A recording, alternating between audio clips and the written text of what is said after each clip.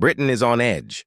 And tonight, we take you inside the story the government doesn't want you to hear.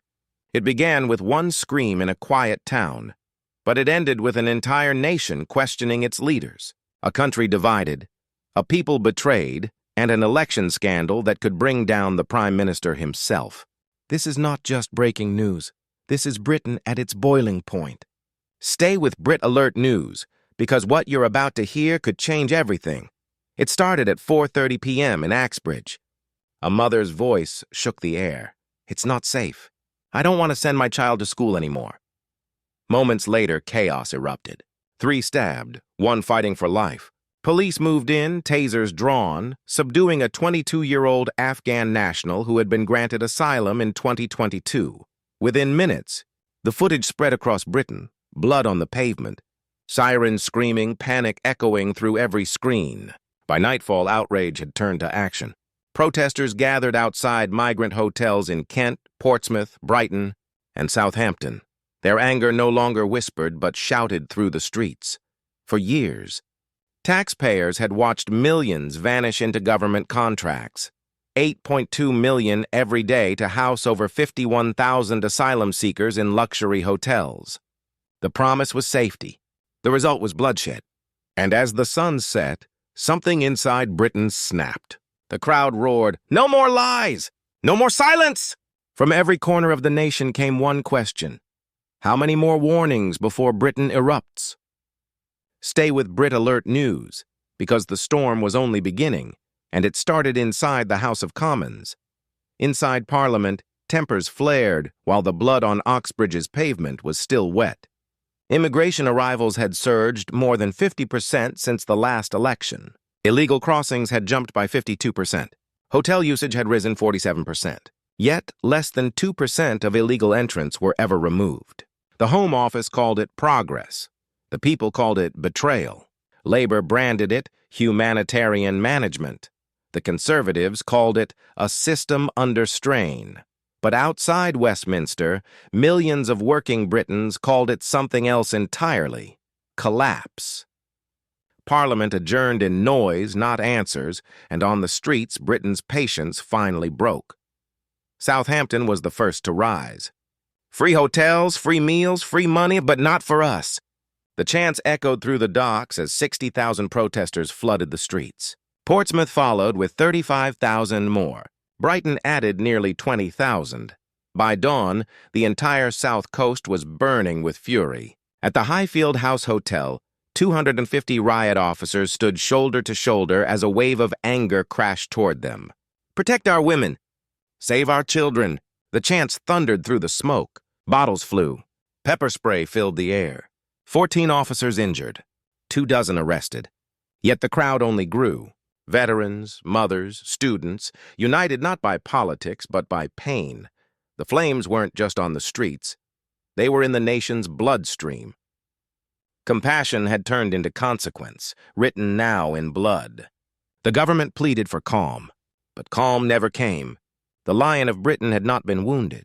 It had been silenced, and now it was breaking its chains. By sunrise, Southampton was no longer a city. It was a symbol. Smoke drifted above Portswood Road as police sealed off districts in fear of another uprising. 47 arrests, 19 injuries, over 2 million in property damage. The Home Office called it a contained disturbance. Locals called it revenge. The council met behind closed doors, promising investigations that no one believed. Outside, thousands chanted, "Southampton speaks for Britain." And for the first time in years, the government realized it was losing its grip on its own people. Inside Downing Street, the atmosphere was thick with dread. Ministers slipped in through side entrances under floodlights, pale and shaken. The Prime Minister called an emergency COBE meeting at 7 a.m. The first question on every file was the same: who lost Southampton? Intelligence warned of coordinated protests in 12 more towns. Police reserves were exhausted, morale broken, and the army was on standby. The Home Secretary demanded total control. The Defense Minister refused, calling it a domestic war we can't win. Then came the leak. A confidential memo titled Operation Restore Silence surfaced online. outlining curfew zones, internet throttling, and media blackouts. Within hours, the government was exposed.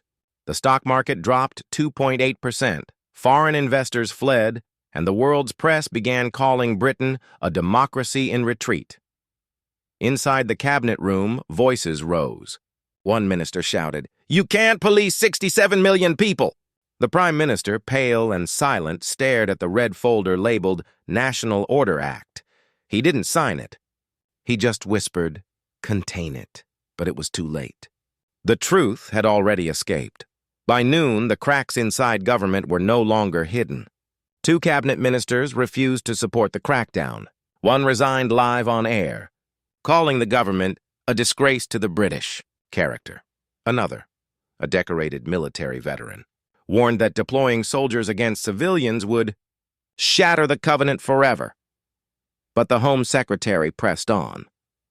2,000 troops were placed on standby under Operation Fortress. Armored vehicles rolled toward the south coast under the cover of night.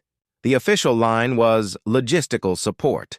The footage told another story, soldiers under Union Jack flags moving toward their own people. Morale inside the police collapsed by 37%. Public confidence plunged 62%. "Fear of ourselves," one Whitehall source whispered. Outside Number 10, reporters shouted questions no one answered. The Prime Minister had not been seen for 31 hours. Behind those gates, aides drafted a single sentence for the evening broadcast. The government remains in control. But the country no longer believed it. By nightfall, blackout began. Major broadcasters replaced live coverage with cooking shows and wildlife reruns. Social media throttled anything tagged Southampton. But the truth spread like wildfire. Mirror uploads, foreign servers, encrypted channels. Within 24 hours, 47 million people had seen the footage. A grandmother coughing through tear gas.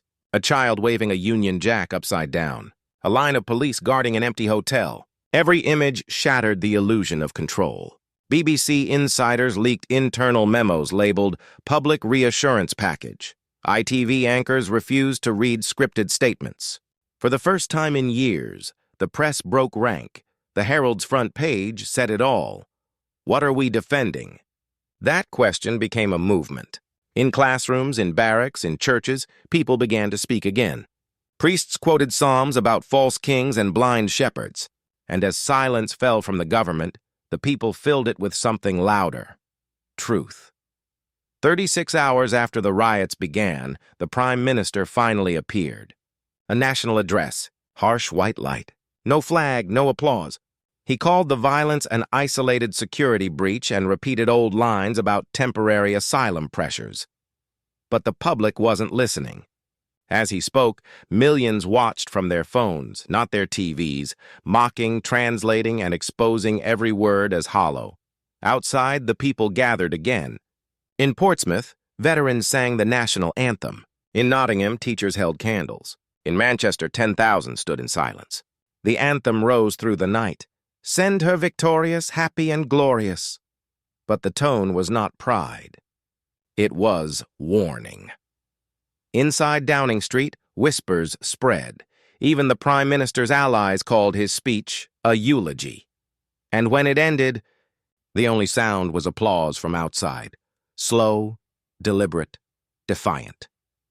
It wasn't celebration. It was countdown. At dawn they came. Hundreds of veterans. No banners, no slogans, just medals on their chests. They marched shoulder to shoulder through Southampton. Reporters called it the March of the Forgotten.